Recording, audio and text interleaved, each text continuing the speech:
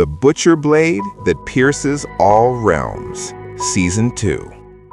Opisyal na inanunsyo ng babaeng tagapagsalita ang pagtatapos ng preliminary round. Umalingaw-ngaw sa buong arena ang kanyang malinaw at matatag na tinig habang isa-isa niyang binabanggit ang top 4 na kalahok. Mula sa Arena 1, kinatawan ng Chingking High School si Shuling Shen. Mula sa Arena 2, kinatawan ng Qingyan High School si Nanan. Mula sa Arena 3, kinatawan ng Yingkai High School si Luen. At mula sa Arena 4, muli mula sa Chingking High School si Yiwan. Sa gilid ng entablado, hindi maitago ni Principal Joe ang labis na kasiyahan. Hindi niya kilanman inasahan ang ganitong kahangahangang resulta. Magkaklase pa sina Yechuan at Shuling Shen, at hanggat alinman sa dalawa ang makakuha kahit ikatlo o ikaapat na pwesto, tiyak na masisiguro ng Chingking High School ang unang pwesto sa kabuuang puntos ngayong taon. Biglang umingay ang hanay ng mga manonood. Nagsimulang magbunyi ang tiyuhin ni Xiananan kasama ang kanyang mga tauhan. Paulit-ulit nilang isinisigaw ang pangalan nito, ipinagmamalaking siya ang pinakamahusay. Samantala, mahigpit na nakakapit si Nanan sa brasa ni Yan, habang puno ng pagtataka si Yuan kung kailan pa ito naging ganon kalakas. Ngumiti si Xiananan nang may kumpiyansa at sinabing matagal na siyang malakas, at higit pa roon, mayroon pa siyang nakatagong as. Sa itaas ng entablado kung saan naroon ang mga huradong guro, napaisip ang isang babaeng guro. Hindi niya inaasahang makakapasok si Yuan sa top 4. Tila ba ang lahat ng ito ay para lamang kay Shuling Shen? Hindi niya malaman kung tatawagin ba niya itong masipag at determinado o isa lamang payaso na sinuwerte. Muling nagsalita ang tagapagsalita at inanunsyo ang susunod na yugto, ang 2 versus 2 semifinal round. Lumapit siya sa control panel at mariing pinindot ang isang pindutan. Umugong ang mga makina. Nagsimulang manginig ang apat na entablado at dahan-dahang nagsanib, bumubuo ng isang napakalawak at mas engrandeng arena. Ipinaliwanag niya na ang sino mang umabot sa semifinal ay kabilang na sa pinakamalalakas ngayong taon, kaya nararapat lamang na sa mas malaking entablado sila magtagisan. Ang mga laban ay pipiliin pa rin sa pamamagitan ng system lottery. Ang apat na entablado ay tuluyang naging iisa. Idinagdag ng tagapagsalita na ang mga hindi mabubunot ay maaaring pansamantalang bumaba at maghintay. Nang lumabas sa higanting screen ang resulta ng bunutan, agad na kumalat ang bulungan sa buong arena. Mula sa Qingyan High School, ang eksperto sa advanced alchemy na si Nanan ay haharap kay Shuling Shen, ang tanyag na legendary Snow Soul Sword Immortal. Bahagyang ngumiti si Shuling, malamig ang titig. Mahina ngunit may tiyak na kumpiyansa niyang sinabi na ipapakita niya kung paanong haharapin ang babaeng ito. Sa ibaba ng entablado, habang magkatabing nakaupo, tinawag ni Liu Chen si Yuan at sinabing isang karangalan ang makalaban nito. Sagot ni Yuan, kahanga-hanga ang espada ni Liu Chen. Mayabang namang ipinagmamalaki ni Liu Chen na isa itong mid-tier spirit weapon. Pinanday ni Din, disipulo ni Yi Xin, ang pinakamahusay na weapon refiner ng Qingcheng. Habang nag-uusap sila, umakyat na sa entablado si Nanan. Nakatayo siyang nakapamewang, may kumpiyansang ngiti sa labi. Hinarap niya si Shuling at sinabing malinaw pa rin sa kanyang alaala ang nakaraan. Malamig niyang binalaan si Shuling Shen na tigilan na ang panggugulo kay Yechuan, kung hindi, muli niya itong sasampalin. Nagninit sa galit si Shuling.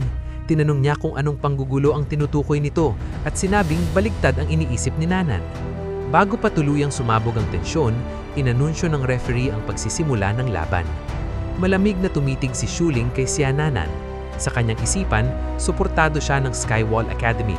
Kahit turuan niyang leksyon ang babaeng ito, hindi mangangahas ang pamilyang Xian na maganti, lalo pat isa itong high-profile college entrance tournament. Dahan-dahan niyang binunot ang kanyang malamig at makinang na espada.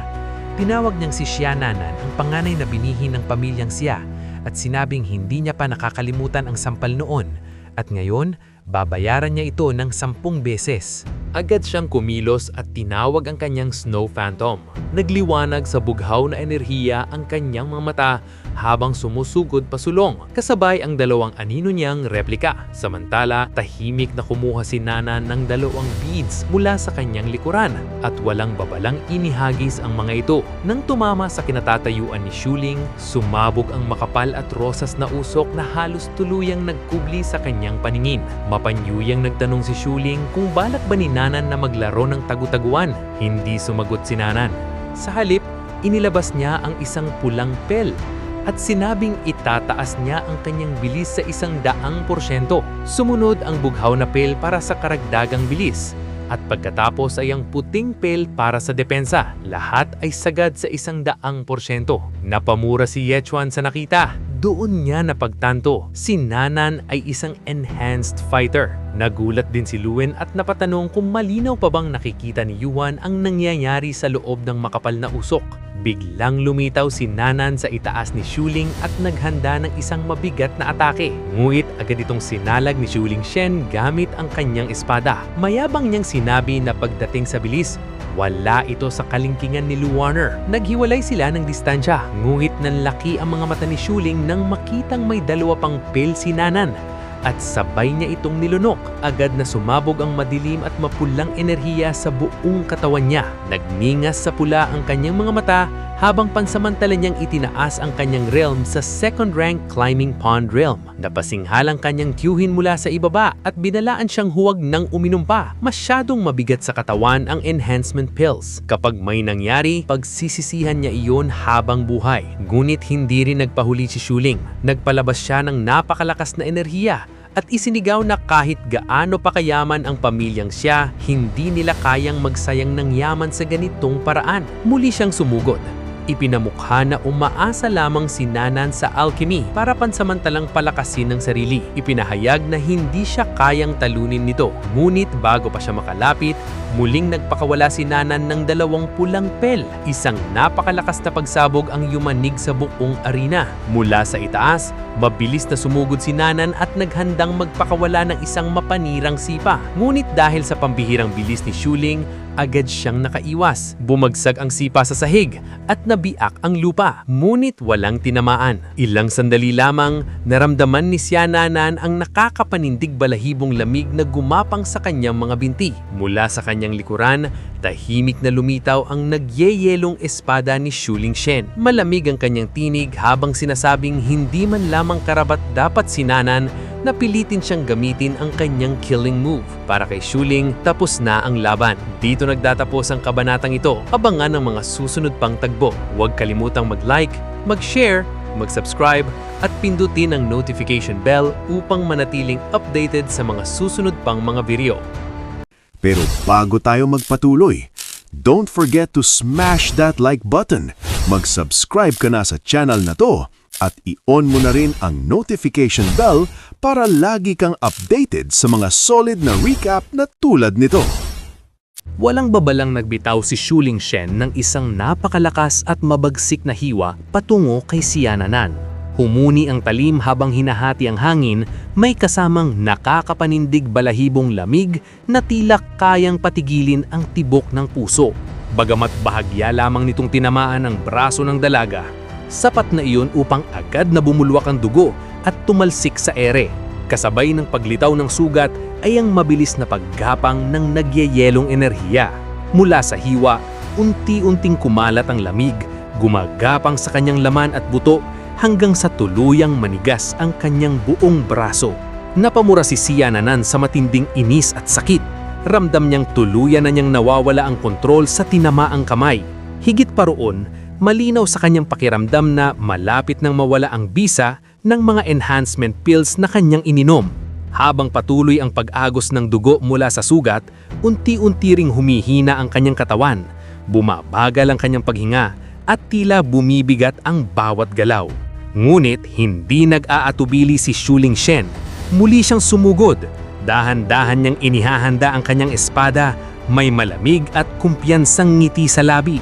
Waring nagsasabing hindi pa roon nagtatapos ang lahat. Sa isang iglap, nanlaki ang mga mata ni Nanan. Sunod-sunod na pinakawalan ni Shuling ang mga hiwa. Mabilis, eksakto at walang puwang para sa pagkakamali.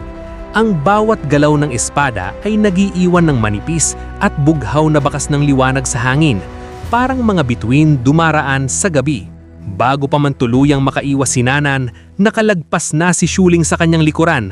Nagliliyab sa bughaw ang kanyang mga mata, puno ng malamig na determinasyon. Dahil sa matinding pinsala at sa paghina ng epekto ng mga gamot, hindi na kinaya ni Nanan ang bigat ng kanyang katawan. Bumagsak siya sa sahig nang walang lakas, halos hindi na makabangon. Malamig na tumitig si Shuling Shen sa nakahandusay na kalaban. Walang bahid ng awa sa kanyang tinig nang sabihing babayaran ni Xia Nanan ang lahat ng siksik at paulit-ulit. Matagal na raw niyang sinabi iyon at hindi siya kailanman nabibigo sa pagtupad sa kanyang salita. Ito ang kabayaran ng pag-uudyok at paghahamon sa kanya. Itinaas na ng referee ang kanyang kamay, handa nang ideklara ang panalo. Ngulit sa kabila ng matinding pinsala, pinilit pang bumangon ni Xia Nanan. Hawak ang kanyang dibdib, nanginginig ang buong katawan. Mariin niyang pinahinto ang referee at iginiit na hindi pa tapos ang laban. Sa kanyang isipan, iisa lamang ang malinaw. Nakatigin si Ye Chuan. Pinapanood siya. Hindi siya maaaring basta na lamang sumuko. Mula sa hanay ng mga manonood, biglang tumayo ang kanyang tiyuhin at malakas na nakiusap na sumuko na siya. Ngunit bago pa man tuluyang makabawi si Nanan, mabilis na lumapit si Shuling Shen. Malamig nitong sinabing tila gusto pa raw nitong magdusa. Walang babala. Agad niyang winawasi-wasib espada patungo sa mukha ng dalaga. Napasigaw si Ye Chuan, pilit na pinapailag si Nanan. Sa mismong sandaling iyon, isang maliit na bato ang mabilis na lumitaw at tumama sa espada ni Shuling, sapat upang maitaboy ang talim at maipigilan ang pag-atake. Ang gumawa nito ay ang tiyulin ni Xia Nanan. Malamig itong lumapit at tinanong si Shuling kung may malalim ba itong galit sa kanyang young lady, sapagkat malinaw nararamdaman niyang hangarin nitong pumatay. Walang pag-aatubilin, sumagot si Shuling na kung pinili ni Xia Nanan na sumali sa paligsahan, dapat handa itong masugatan, kahit ang pamilyang Xia ay walang karapatang makialam sa laban. Hindi na nakipagtalo ang tiyuhin. Tahimik niyang binuhat si Xia Nanan at tumalikod. Bago tuluyang umalis, binalawanan ni Shuling na huwag maging padalus-dalus ang mga kabataan kung hindi nila gustong sila mismo ang magdusa sa huli. Nang tuluyang silang makalayo sa entablo, opisyal na inanunsyo ng referee ang resulta. Ang nagwagi ay si Shuling Shen ng Qingcheng High School. Agad na tumakbo si Ye Chuan patungo kay Xia Nanan at may pag-aalalang tinanong kung okay lang ba siya. Sa halip na magreklamo, bahagyang ngumiti si Nanan at tinanong kung maayos ba ang pinakita niyang laban. Sumangon si Ye Chuan at buong pusong sinabing napakahusay ng ipinamalas. Pagkatapos, hiniling ni Nanan kay Ye Chuan na talunin si Shuling para sa kanya at kunin ang unang pwesto. Nakangiting tumanggo si Ye Chuan at sinabing siya na ang bahala. Ngunit agad itong tinutulan ni tiyuhin ni Nanan. Mas mahalaga ngayon ang maagap na paggagamot sa sugat kaysa sa mga usaping paghihinggil. Hiniling niyang mag-focus na lamang si Ye Chuan sa sarili niyang laban. Ilang sandali pa, lumitaw sa malaking screen ang susunod na laban. Mula sa Inkai High School, lalaban si Liu Chen, isang professional epic tier na kilalang Frost Moon Sword Saint. Ang kanyang makakatugtong ay si Ye Chuan ng Qingcheng High School na may propesyon na tagakatay ng baboy. Pag-akyat pa lamang nila sa entablado, nagsalita na si Liu Chen. Tinawag niyang kapatid si Ye Chuan at sinabing maayos naman ang kanilang samahan. Hindi raw niya ito pahihiyain ng lubos at iminungkahi pa niyang sumuko na lamang ito para sa sariling kaligtasan. Tumanggi si Ye Chuan at seryosong sinabing seryoso siya sa laban na ito, kaya hinihiling niyang seryosohin din siya ni Liu Chen. Agad niyang binunot ang kanyang talim ng pangkatay ng baboy at marahang nagbilang ng 9 na hiwa sa ere. Nagulat si Liu Chen at tinanong kung ano ang ginagawa niya. Maikli lamang ang sagot ni Ye Chuan. Nagwa-warm up lang siya. Kapansin-pansin ang naglalaglaban na pulang liwanag sa kanyang mga mata. Kasabay ng paglabas ng gintong presensya mula sa kanyang katawan, biglang lumitaw ang abiso ng sistema. Ang kanyang susunod na pag-atake ay magti-trigger ng isang pagpapala. Hindi nagtagal, inanunsyo ng referee ang pagsisimula ng laban. Agad na pinakawala ni Liu Chen ang lilang enerhiya sa kanyang espada at mariing sinabing magiging seryoso siya. Kasabay nito, unti-unting lumaki ang kanyang espada.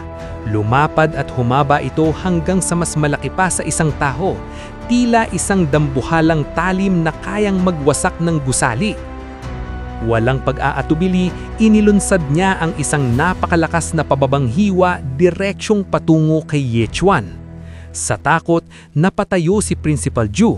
Maging ang katabing principal ay nagsabing kung hindi iiwas si Ye Chuan, tiyak na mamamatay ito. Ang presensya ng bumabagsak na espada ay nagdulot ng nakapangingilabot na bigat sa buong entablado. Ngunit nanatiling kalmado si Ye Chuan. Hindi siya gumalaw. Tila ba inaasahan na niya ang mangyayari. Dahil dito, lalong nag-alala si Principal Zhu at sumigaw na umiwas siya. Sa gilid, nakapamiwang si Shuling at tinawag si Ye Chuan na tanga. Sinasabing haharap na ito sa tunay na lakas at pahihiyain lamang ang sarili. Ngunit bago pa tuluyang tumama ang dambuhalang espada, sumigaw si Ye Chuan, "Falling Star!" Nagningning sa gintong liwanag ang kanyang mga mata. Sa isang mabilis, eksakto at malinis na pagwasiwasiwan ng kanyang sandata, nabiyak ang napakalaking espada ni Liu Chen, nahati sa pira-piraso at nadurog sa himpapawid na parang basag na salamin. Kasunod nito, lumitaw ang abiso ng sistema. Ang pag-ataking iyon ay nagresulta sa isang matinding critical hit na 17 beses ang lakas. Dito nagtatakos ang kabanatang ito. Abangan ng mga susunod pang tagpo. Huwag kalimutang mag-like, mag-share, mag-subscribe at pindutin ang notification bell para lagi kayong updated sa mga susunod pang mga video. Pero bago tayo magpatuloy, don't forget to smash that like button. Mag-subscribe ka na sa channel na to at i-on mo na rin ang notification bell para lagi kang updated sa mga solid na recap na tulad nito. Kitang-kita ang matinding pagkabigla sa mukha ni Liu Chen nang masaksihan niyang nagkadurog-durog sa himpapawid ang kanyang dambuhalang espada. Para siyang binuhusan ng malamig na tubig, nanlambot ang kanyang mga tuhod at halos mapaluhod siya sa gitna ng entablado. Nakasubsob siya sa sahig, nanginginig ang kanyang kamay habang pinagmamasdan ng mga piraso ng kanyang wasak na sandata. Unti-unting napalitan ng desperasyon ng kanyang ekspresyon. Umiiyak siya. Halos mapunit ang boses sa kakasigaw na bayaran ng kanyang espada. Isang mid-tier spirit weapon na hindi basta-basta mapapalitan. Para sa kanya, hindi lang iyon sandata kundi simbolo ng kanyang dangal at lakas. Nang makita ng referee ang kalagayan ni Liu Chen, agad siyang lumapit at mahinahong tinanong kung nais pa ba niyang ipagpatuloy ang laban. Luhaan na sumugot si Liu Chen na wala na ang kanyang espada at wala na rin siyang kakayahang makipaglaban pa. Ang kanyang tinig ay puno ng panghihinayang at takot. Dahil dito, itinaas ng referee ang kanyang kamay at malinaw na inanunsyo na ang nagwagi mula sa Qingcheng High School ay si Ye Chuan.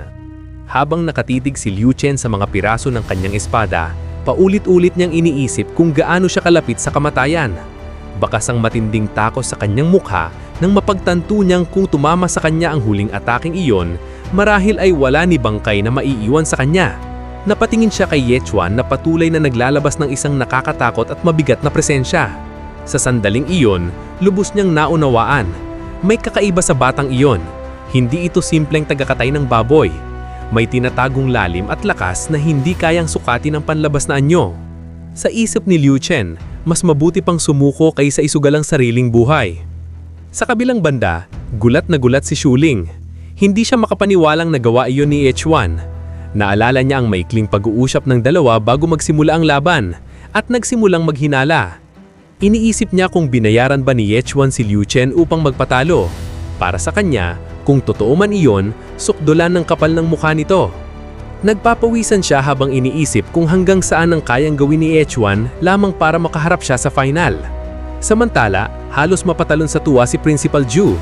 Masiglang isinigaw na panalo sila at kapwa mula sa Qingcheng Academy ang nasa top 2. Mayabang pa niyang idinagdag na bunga ito ng kanyang walang tigil na paggabay at dedikasyon sa mga estudyante. Hindi napigilan ni Principal Wen Chong ang inis. Ani niya, nagmamayabang na naman ang lalaking iyon. Para sa kanya, minaliit lamang ni Liu Chen si Ye Chuan kaya ito natalo. Sa hanay ng mga guro mula sa iba't ibang akademya, maririnig si Teacher Chen na nagsabing mataas pa naman ang inaasahan niya sa Yingkai Academy. Ngumit na bura lang sila ng isang tagakatay ng baboy. Isang malaking kahihiyan ayon sa kanya. Sumagot ang isang babaeng guro na puro murang trick lamang ang ginamit ni Echuan at sa final lalabas ang tunay niyang antas. Ngunit tahimik na sinabi ni Teacher Chen na hindi siya magroon at sa totoo lang, nagsisimula na raw niyang magustuhan ng batang iyon. Mula sa gitna ng entablado, inanunsyo ng tagapagsalita na magsisimula na ang pinakahihintay ng lahat, ang final match pagitan ni Shuling at Yechuan, kapwa mula sa Qingcheng Academy. Nagpalakpakan ng manonood habang umaakyat si Yechuan sa entablado. Lumapit ang tagapagsalita kay Shuling at tinanong kung may nais ba siyang sabihin sa kanyang kapwa estudyante. Idinagdag pa niya na narinig niyang magkasintahan daw ang dalawa mula pa pagkabata. Biglang nagbulbulan ng mga manonood. May ilan na hindi makapaniwala. May nagsabing talagang nakakaakit ang malalakas. Ngulit may isang lalaki ang tumutok. Ani niya, iniwan daw ni Shuling si Yechuan matapos magising ang kanyang kapangyarihan. Kahit lifetime profession lamang ang nagising kay Yechuan, nagsanay siyang walang tigil upang makahabol sa kanya. Sa likuran, may isang lalaking halos maiyak habang pinupunasan ng kanyang luha. Ramdam niya ang hirap ni Yechuan, ang pag-angat mula sa mababang uri lamang para sa pag-ibig. Ngunit may isang babaeng agad sumigaw at tinawag itong kahangalan. Para sa kanya, isa lamang si Yechuan na nangangarap sa hindi niya kayang abutin. Nakakadiri raw kung paano ito kumakapit sa harap ng lahat. Sinanggunian pa sa ng dalawa pang babae. Kinuha ni Shuling ang mikropono at malamig na sinabi kay Yechuan na uulitin niya ito. Hindi sila kailanman magiging magkatuluyan. Bahagyang nagtaras ng kamay si Yechuan at mahinahong sinabing itigil na ang ganong usapan at magsimula na sila. Ngulit itinuro siya ni Shuling at muling iginiit na hindi niya makukuha ang kanyang atensyon sa ganitong paraan. Mas lalo lamang daw niya itong kinamumuihan. Mas mabuti pang sumuko na lang siya. Hindi na sumagot si Yechuan. Hinawakan niya ang kanyang mukha, tila naiirita. Ngulit biglang umalingaw-ngaw ang sigawan ng ilang estudyanteng sumusuporta sa kanya. Sinasabing kaya niya iyon. Napabuntong hininga si Shuling at tinawag silang mga payatso. Aniya, patutunayan niya sa pamamagitan ng aksyon ang kanyang paninindigan. Dahil sa pagkainip, inihanda ni Yechuan ang kanyang katawan at tinanong ang referee kung maaari na silang magsimula. Tumanggo ito at formal na inanunsyo ang simula ng laban. Seryosong tumitig si Shuling kay Yechuan.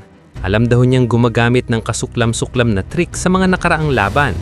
Para lamang makatayo sa parehong entablado niya, ibinuhos na raw ba nito ang lahat? Bakas ang paghamak sa kanyang tinig. Anong gentle? Ilalabas ko na ang aking dragon. Dragon na may tatong sisiyo. Gusto mo bang makita ang aking 100% lakas? Sige, kapatid ko.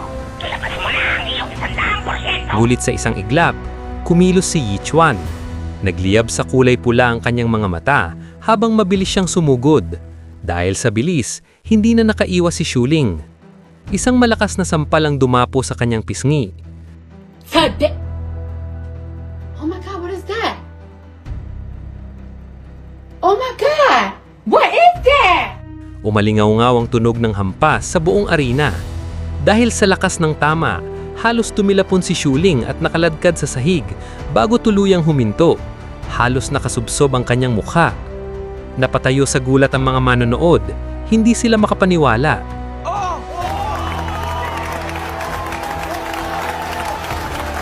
Sinampal ni Yechuan si Shuling sa harap ng lahat.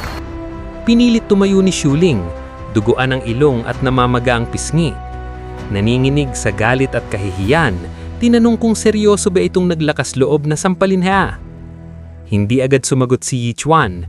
Marahan muna niyang wilawaswas ang kanyang kamay, tila inaalis ang natitirang puwersa ng hampas. Pagkatapos, malamig niyang tinanong kung mas magaan na ba ang pakiramdam nito ngayon. Lalong nagliyab ang galit ni Shuling. Aniya, kaya pala ang pag-ibig na hindi nasuklian ay nagiging galit. Iyon daw ang anyo ni Yechuan ngayon. Napahawak si Yechuan sa kanyang mukha at kalmadong tinanong kung may sayad ba ito sa ulo. Hindi na sumagot si Shuling. Agad niyang inilabas ang kanyang espada at itinuro kay Yechuan. Inamin niyang may kaunti itong inasenso, ngunit hanggang doon na lamang iyon. Hinawakan niya ang espada gamit ang dalawang kamay. Unti-unting bumalot ang matinding nagyeyelong enerhiya sa talim nito.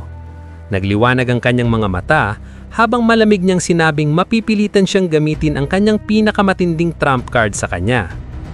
Sa isang iglap, sumabog ang malamig na aura sa paligid ni Shuling. Bumalatay ang nagyeyelong enerhiya sa buong katawan at tumaas ang presyon sa entablado. Ang hangin ay tila nagyeyelo at ang lupa ay bahagyang nagbitak sa lamig. Isinigaw niya ang pangalan ng kanyang teknik, Sword Cry, Frost Dragon. Dito nagtatapos ang kabanatang ito. Abangan ang mga susunod pang mga tagpo. Huwag kalimutang mag-like, mag-share, mag-subscribe, at pindutin ang notification bell para lagi kayong updated sa mga susunod nating mga videos, mga lods. Kung nagustuhan mo ang mga video na ito ka-T-Recap, don't forget to leave a like and subscribe at i-hit mo na rin ang notification bell para updated ka sa mga bago pa natin mga video. Salamat at maasim na araw!